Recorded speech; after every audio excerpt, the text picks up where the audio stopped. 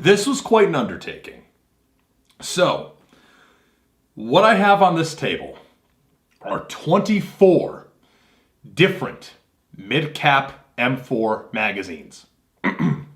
So, every single one of these is a different variant of a magazine for an Airsoft M4 AEG, or technically HPA or Titman or whatever, but point is they all take M4 AEG MidCap magazines. So these are all different variants from various companies, various versions from the same companies in some cases, and it's pretty much every magazine I could think of that I'd ever seen in use, ever seen on the field, ever seen advertised, that I thought would be worth throwing into this test. I threw a couple oddballs in there, but not too many.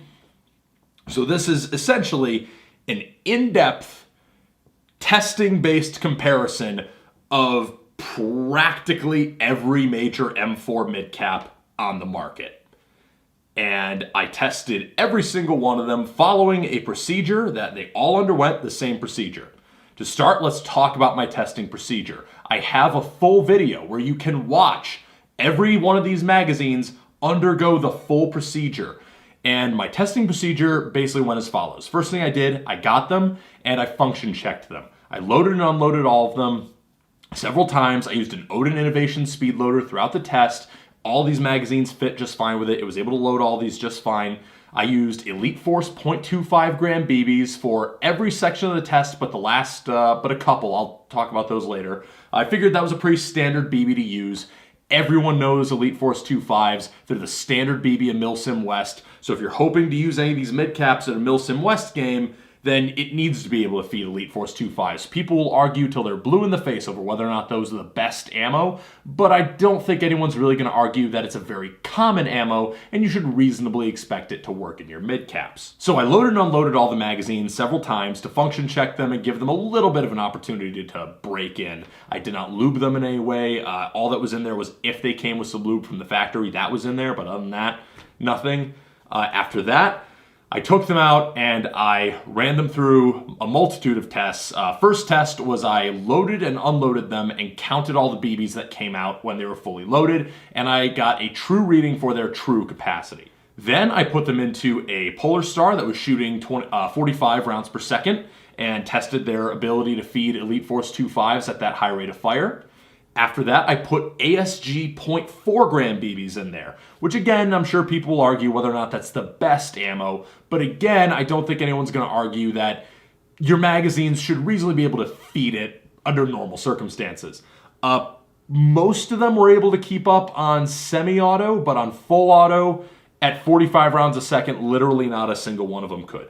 But after that, I tested their compatibility with various models of M4. All that is in the testing video, and I'll go over that here in a little bit. After that, I left them all loaded for 2 weeks to test the spring durability, because you should be able to leave your mags loaded ideally.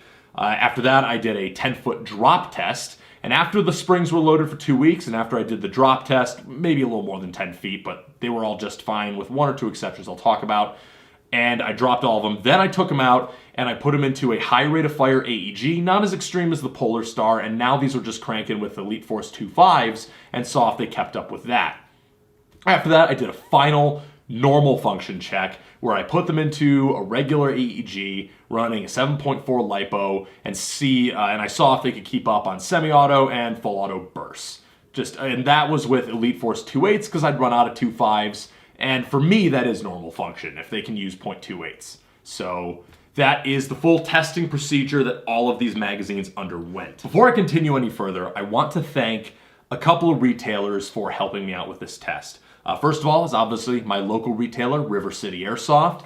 They were kind enough to give me a deal on several of the magazines on this table, which made doing this test a little less financially burdensome. And also Amped Airsoft was kind enough to hit me with a coupon code, and that also helped make this test a little less financially burdensome because I was able to get a little bit of a discount on some of the magazines.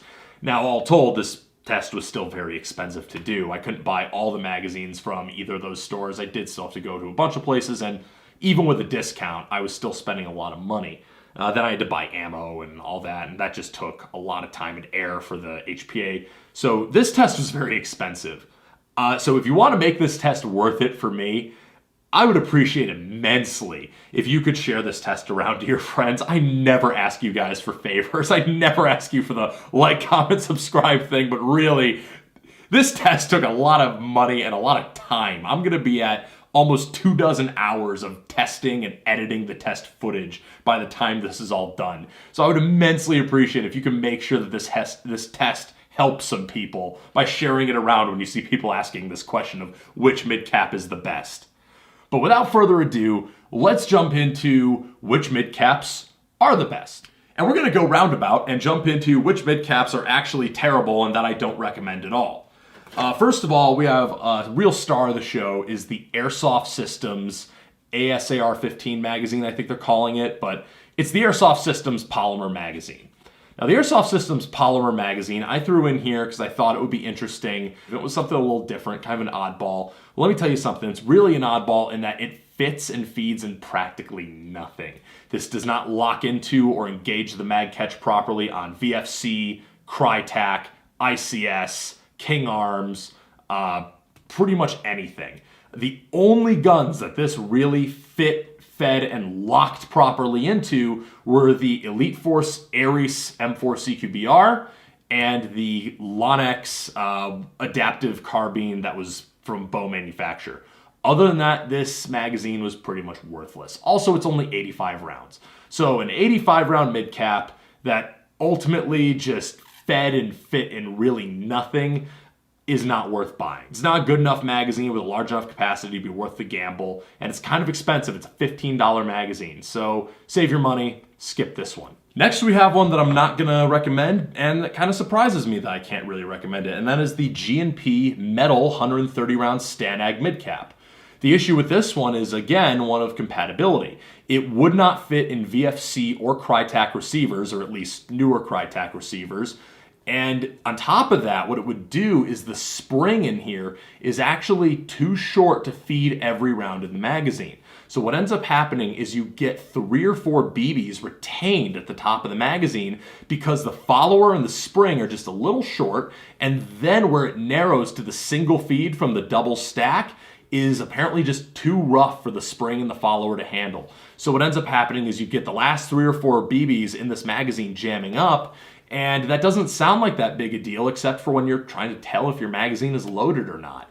Now, it's hard enough on a MidCap mag to tell if your mag's fully loaded, but if your mag is retaining 3 or 4 rounds right out of the box, number one, that's not good because it's just not good performance to have where your magazine can't be counted on to feed every round. There were 23 other mags on the table that were able to do that for the most part. We'll get into that. You look at this, you can't tell if it's loaded because there's not just one BB at the top, which is, not that terribly uncommon, but there's 3 or 4 down in there. I can't recommend the G&P Metal MidCap. It just wasn't able to impress me enough compared to every other mag on the table when right out of the box it was having issues with retaining BBs. Another magazine that I'm going to immediately label as not recommended is the 6mm Pro Shop 140 round mid-capacity magazine. What I found with this in my testing was that it was unable from the get-go to fully empty, and as I kept on using it, it would retain more and more BBs, especially after leaving it loaded. And what ended up happening was by the time I was done with it, it wouldn't even keep up with normal feeding, normal semi-auto use, and it was retaining a ton of ammo. I counted 14 BBs left over in the magazine that I had to turn upside down and depress the retainer to let out, and that it wouldn't feed. So again, you run into the issue of how much ammo can your magazine retain, and why are you allowing it to retain that much ammo? This spring is total junk. It just wasn't able to keep up with the testing. It totally failed. The 6mm Pro Shop magazine was an abject failure purely because the quality of the spring was terrible. It continuously failed more and more the more I tried to use it, and it wasn't doing great to begin with. Don't recommend the 6mm Pro Shop magazine at all. In fact,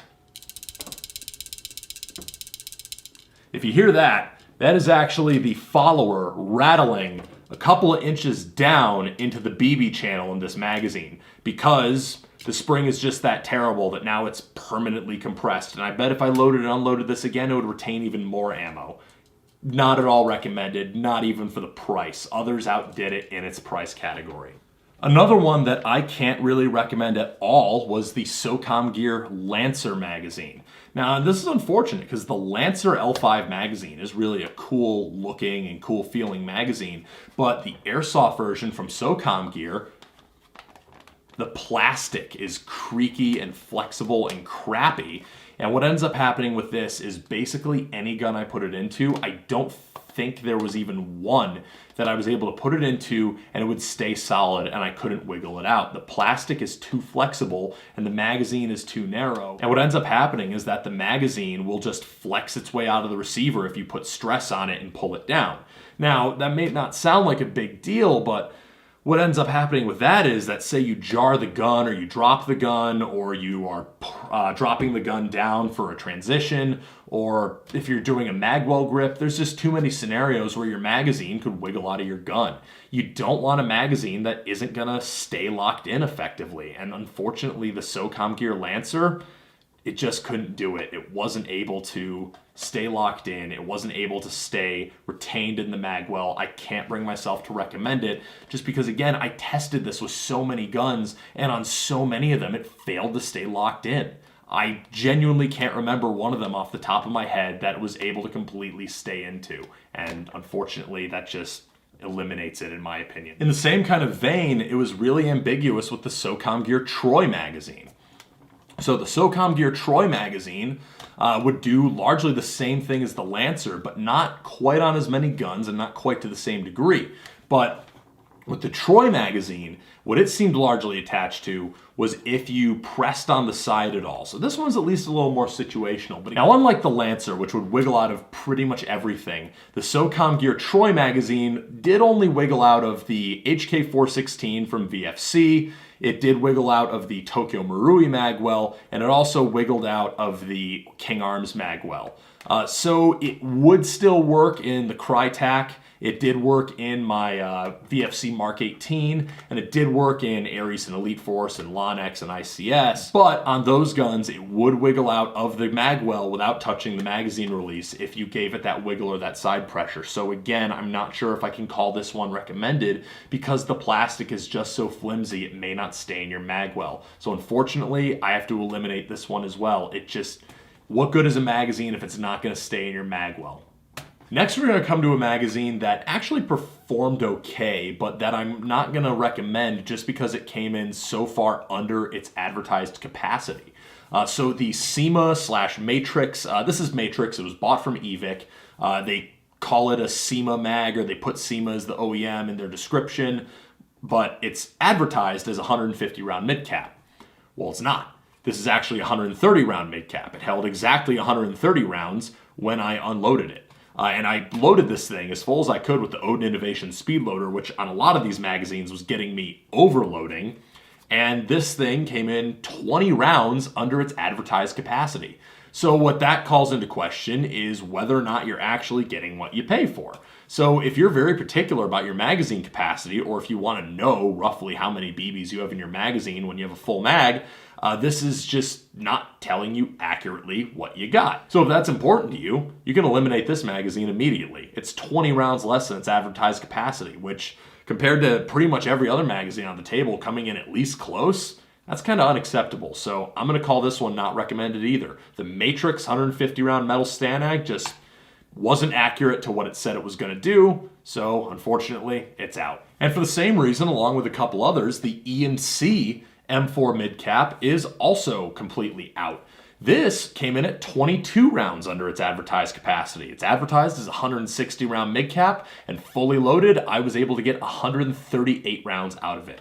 This also comes in not recommended because it's so far under its advertised capacity that it's just not within an acceptable margin of error. That's either a quality control issue or an advertising honesty issue. And this was also purchased from Evic. So maybe Evic needs to review their website and see if they're listing their magazines correctly, because to come in at 22 rounds under capacity is not good.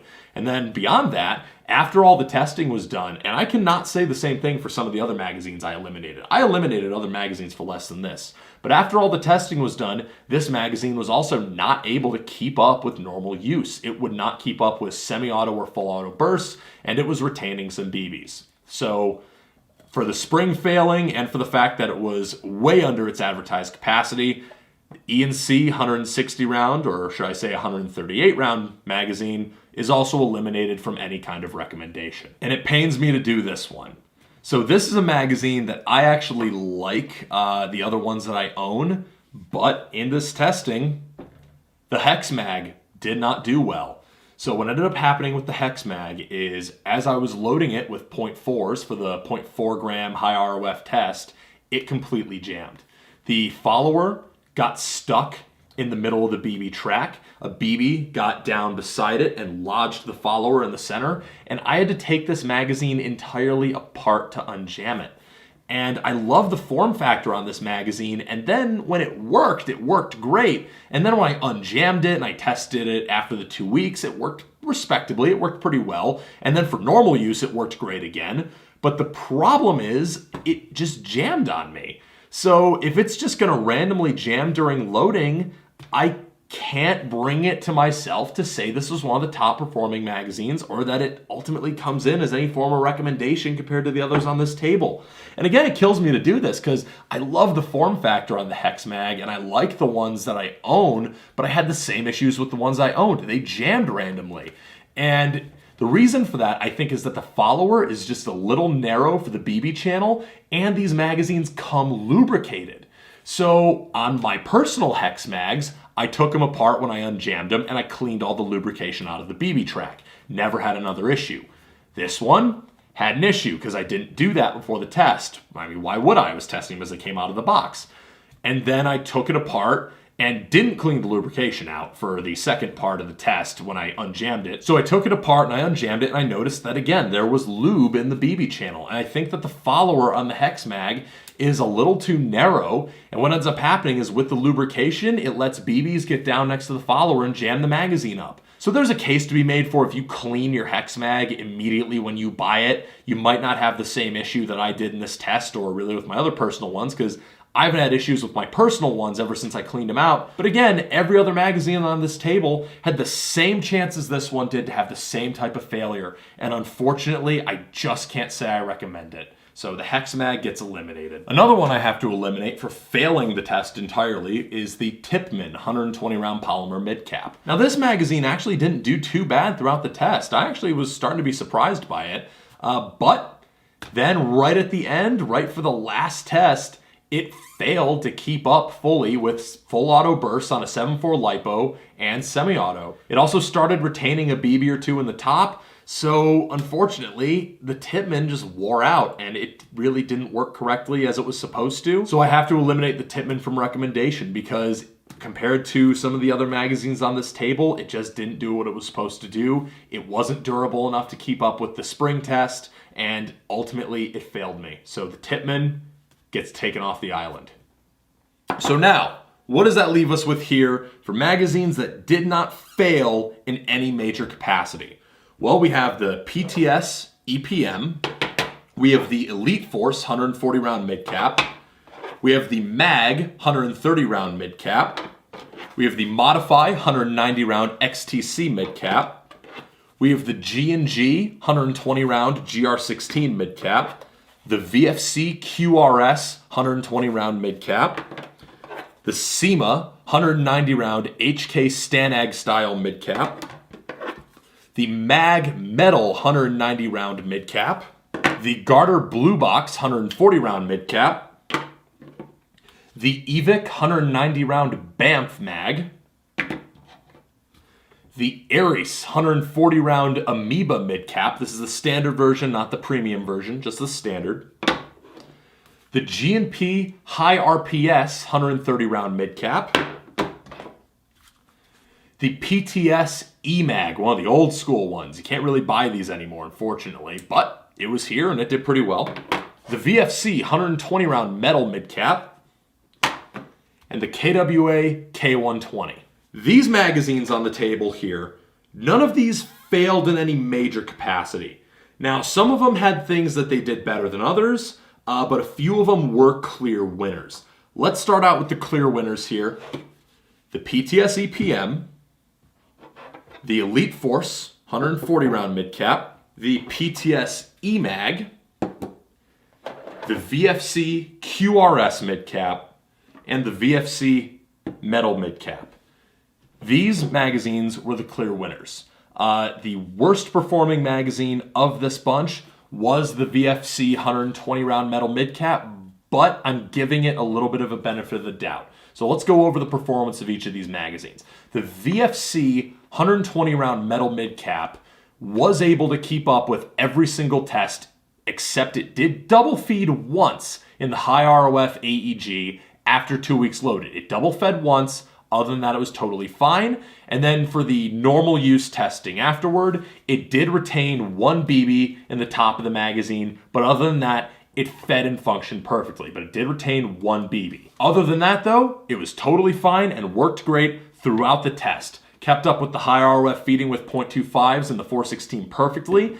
This fit and fed in a lot of the guns that we tested. It did have pretty good widespread compatibility. Definitely a recommendation if you're looking for a metal MidCap and you're willing to pay a little bit more money for it. The VFC QRS actually did better than the VFC metal MidCap. The VFC QRS was one of the few MidCaps that was able to successfully feed every single round in the high ROF AEG right after being loaded for 2 weeks. And then the normal use testing afterward, did perfect again, did not retain any ammo, did not retain any BBs, and it just was a tough magazine. The plastic feels kind of flimsy, oddly enough, but it didn't wobble or wiggle out of any mag wells. But it did very well with compatibility, so the VFC QRS did quite well. Next up, we have the PTS EMAG. The PTS EMAG absolutely slaughtered this series of testing. The PTS EMAG was one of the few mags that did really, really well with the high ROF .4 feeding.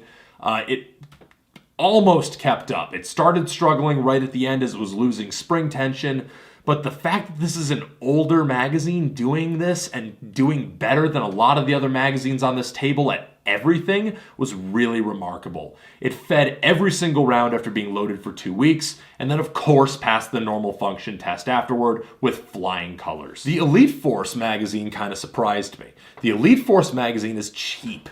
Everyone knows these magazines are cheap. I think it had 1 or 2 slight misfeeds on the high ROF after 2 weeks loaded test, but it fed every single round, damn near kept up perfectly. Like I said, I think there were 1 or 2 misfeeds, and it did very, very well. And then in the normal function test afterward, it functioned again perfectly and fed every single round. So the Elite Force magazine, for as cheap as it is, it kept up with some of the more expensive mags on this table. It actually did really, really well. And of course, the PTS EPM with one caveat emptor.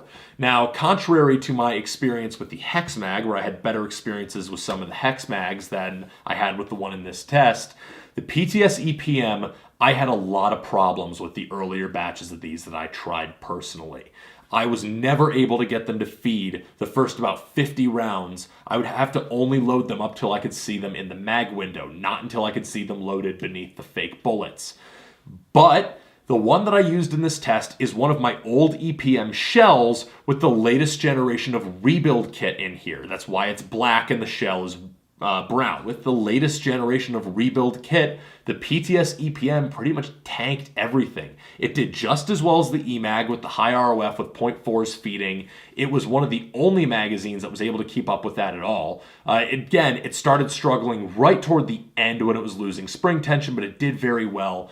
The high ROF feeding on everything else, it did perfectly, even after being loaded for 2 weeks. The drop test, you couldn't even tell this thing was dropped. And this is an old shell too, with an old base plate. So the fact that the base plate didn't crack or anything impressed me. But the PTS EPM did extremely well, again with the caveat of this is the latest batch of EPM. and I don't even know if they're having another batch of the EPM Mark 1s, so I might have picked a bad time to do this test because I know the EPM Mark 2 is coming soon. If you have EPMs and they need a rebuild, the latest generation of rebuild kit should be good to go. If you're thinking about picking up the latest generation of EPM and wondering if all the old problems have been resolved, in my sample size of 1, they seem to have been. So these magazines, these 5 right here, are, in my opinion, the clear winners of this test. These did the absolute best across the board. They were compatible in a ton of stuff. They fed very, very well in a lot of stuff. And ultimately, they just, in my opinion, for what they did much better than everything else on the table. But we still have a bunch more magazines here, so let's talk about how all of them did. Let's start out with another budget option that did very well, but just narrowly didn't make it into the winner's bracket for a couple of reasons. These MAG brand MidCap magazines, if you've been playing for a while, you've used these. If you've been playing for a while, you've seen them everywhere. MAG brand MidCaps were the standard MidCap that everyone used when I was just getting into Airsoft. If you weren't buying the PTSP mags, which at the time were like just coming out, you were buying MAG brand MidCaps. That was what everyone was using. They were the standard, the golden child. And you know what? They're still very good. The MAG brand MidCap, the plastic MidCap, did not quite go in the winner's bracket for a couple of reasons. For one, the plastic 130 round MAG brand MidCap, I was only able to get 120 rounds into it. So it did come in 10 rounds short of its stated capacity. So it is a 120 round MidCap, according to my count on this one at least. Also, after being loaded for 2 weeks, it did have some misfeeds after being loaded for 2 weeks and going into a high ROF AEG. It could not quite keep up. However, it did very well with the high ROF feeding before being loaded for 2 weeks, and it also did very well feeding after the normal use test. So the MAG brand MidCap for typical use for its price point is a damn good MidCap magazine. Is it worth the money if you're not putting it into a high rate of fire gun after having it loaded for 2 weeks? Absolutely. It's still a great magazine. If you don't mind it being a 120 rounder, definitely recommended. Another MAG brand MidCap that did very well was the metal 190 round magazine. This one was accurate to its stated capacity. It actually, I think I squeezed a couple more BBs into it than I was supposed to, but it was accurate to its stated capacity. It fit and fed in a lot, which the MAG brand one did, which all the MAG brand MidCaps did. These had great compatibility with a wide variety of M4s. But ultimately, this one was also just out of the winner's bracket for not doing quite well on the high ROF after being 2 weeks loaded. It started struggling toward the end, and it couldn't quite make it, in my opinion. But this gun did not ultimately make it into the winner's bracket because, unfortunately, it just didn't quite perform on the 2 weeks loaded, then into a high ROF AEG test. It struggled quite a bit toward the second half of being shot, so I just couldn't quite put it into the winner's bracket, but it is still a damn good high capacity metal M4 MidCap. So if you want a 190 round metal MidCap and you don't really care if it'll feed high ROF after being loaded for 2 weeks, this is a good one for you. Another good budget metal MidCap, this one is significantly cheaper than most of the other metal MidCaps on the table. It can be had for like 10 or 11 bucks, is the SEMA 190 round HK Stanag MidCap. This fit and fed in a lot of stuff. It did really well with compatibility. It did really well with the normal high ROF feeding, the .25s at 45 rounds per second to start. It didn't do so hot with the .4s. None of these magazines really did. And this did have some misfeedings at a high rate of fire after being loaded for 2 weeks. But in the normal function test afterward, it did just fine. Fed every single round, no issues. So if you want a budget MidCap that's got kind of that HK hipster flair, I know I like that about it, and you don't really care about high rate of fire after 2 weeks loaded, then again, this is not a bad play. Just don't pay the $17 that Evic wants for them as their Delta Series magazine. Find them sold under the SEMA brand. They're a lot cheaper that way, and that's the price they're actually worth. The Modify XTC magazine was a magazine that people expected to do well, and it did fairly well. It did not do well with .4s at all. It did not feed them very well on semi, and it also did not feed them very well on full auto at a high rate of fire. So I don't recommend these for use with heavy .4 gram BBs, both 2.5s and 2.8s. It was just fine. Again, this is another one that struggled after the 2 weeks loaded with the high rate of fire. So I wouldn't recommend leaving it loaded for 2 weeks and expecting it to feed at a high rate of fire. But again, on the normal function test afterward, it did great. And on the drop test, it sustained no damage. So this is a good polymer 190 round mid-cap option. Is it great? And obviously there were other magazines that outperformed it, like the PTS and the VFC, but it did very respectably. So if you like the look of it, if you like the form factor, if you like that it holds 190 rounds, and again, it's not important to you that it feeds at a high rate of fire after being loaded for 2 weeks, then there you go. The Garter Blue Box magazine was an interesting one. The Garter Blue Box, it did a good job fitting and feeding into a lot of stuff, but it seemed to have issues chopping BBs or double feeding BBs in several cases. So what ended up happening was on the high rate of fire test, both after being loaded for 2 weeks and on the Polar Star before, it would double feed and chop BBs for the first like 30 or 40 rounds, and that made it unusable with high rate of fire, because when you put a fully loaded mag in, it starts chopping immediately. Well, that means your shots are going everywhere and you're not getting good hits. On semi-auto, it seemed better for the most part, but it would also do it on a few other guns. So the Garter Blue Box is tough because it seemed to work okay for normal semi-auto use in some cases, but it seemed pretty hit or miss on others. It's not like it didn't have a chance to break in. It was loaded continuously for 2 weeks. So the Garter Blue Box, I have a hard time recommending, just based on the performance issues I saw it had in a couple of different platforms, which included the VFC receivers, included ICS, and it seemed to include Crytek as well. So I just don't know if I can recommend these. If they're not going to work well when they're fully loaded, what's the point of buying them? The G&G GR16 magazine was a magazine that in terms of feeding did very well, but in terms of a couple other things did struggle a little bit. It was a very tight fit in just about every receiver I tried it in. G&G's magwell tolerances, I mean, even their own magwell didn't let this magazine drop free. So it's a little bit of a pain that you've got this magazine that you have to put significant effort into inserting, and you got to strip it every single time on pretty much every gun.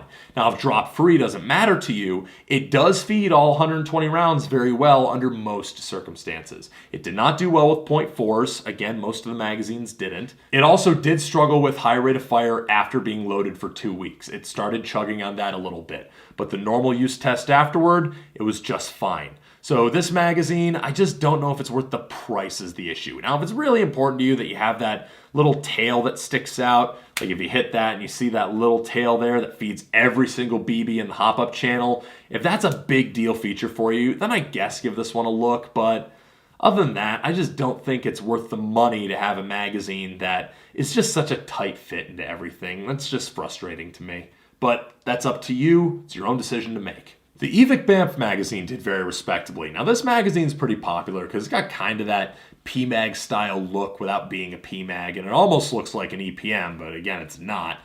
This magazine's very rigid. It's very solid. It fit and fed in a lot of stuff. It did not fit into the 416.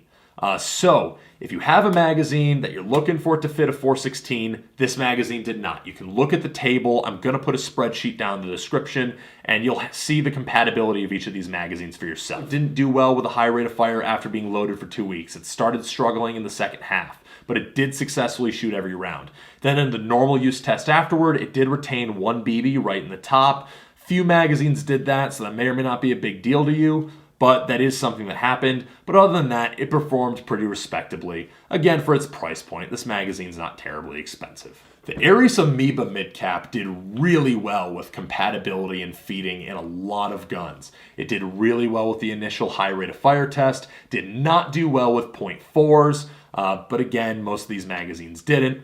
And it also did struggle through the second half when it came to the high rate of fire after being loaded for 2 weeks. But then in the normal function test right at the end, it worked great. So It's one of those things where if you like the form factor of this magazine, if you like the price point, because it's a pretty cheap magazine, I have a hard time not recommending it for your average user. It did just fine, even though it did struggle at a few key, very torturous points. The G&P High RPS MidCap is another one I have to make some notes on from my personal experience. I own a bunch of these G&P High RPS MidCaps, and none of the ones I own are as tight in any of my magwells as this one is, which is very odd.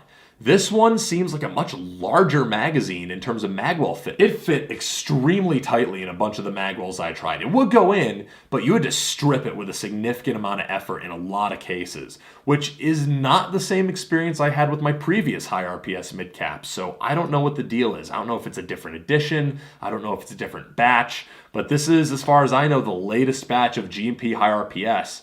And in terms of compatibility with magwells, it was just really, really stiff.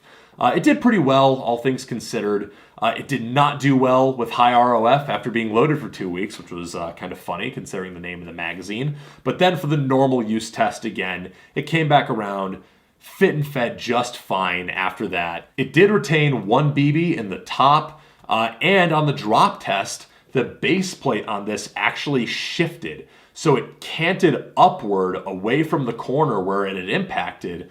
It seems like it kind of snapped out on this front area a bit, but I was able to just realign it, put it back, and the magazine seems fine. But that is something to note, that maybe the construction of this magazine with the base plate isn't super impact resilient. So if you strip it and toss it on the ground, you might break that base plate. But other than that, the magazine really, it did fine. These are cheap and commonly available, and if you try one and it seems to work with your magwells, you don't really care that it retains 1 BB at the end or that it doesn't do as well with high ROF after 2 weeks loaded as the high RPS midcap name would suggest. It's not a bad magazine. And finally, we have the KWA K120, a very durable feeling magazine and body that ironically did the worst on the drop test. And the reason for that is because the front corner of the base plate actually cracked. If I hold that up right there, you may be able to see that crack. The base plate actually cracked on the drop test. But other than that, the KWA K120 didn't do terribly. It didn't do great on the high ROF test after being loaded for a couple of weeks. It had several misfeeds throughout, but in the normal function test afterward, it did just fine. Now, a note on this one is it was also not HK416 compatible, so that is something to keep in mind. Overall, though, was it a bad magazine? Not at all. Just obviously there were others that outperformed it, hence why it wasn't in the winner's bracket. So, that is a lot of talking. That is a lot of data on these magazines. You know what the winners are, you know what the losers are, and you know what the in-betweens are. Wow, that was a lot. Obviously, the spreadsheet and the table of all of my results is in the description below in a Google Doc. And I also have the full video of all of the testing from this that is for your viewing. It's almost 2 hours long, but you can confirm what I'm saying and my results for yourself. I've got it all on film. But holy crap. That was an undertaking.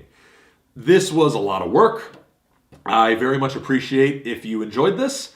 Thank you very much for watching. I hope that it was helpful. And you're free to interpret the data your own way. You're free to say what you prioritize with your magazines. If you've had different experiences with any of these magazines than I did, be sure to leave it down in the description below. And if you want to copy my testing procedure and do this with any of your magazines or with a magazine that you think I missed, I put my full testing procedure out there. Follow that procedure and show the world your results. I think that overall it's a pretty good test for assessing magazine quality. I think that this might be a good format for if you want to come to a determination on how a magazine is going to work for you. So I hope that you enjoyed this. I hope that it's helpful. Thank you very much for sticking with me. I am E-House from Gun Gamers, and I am signing off.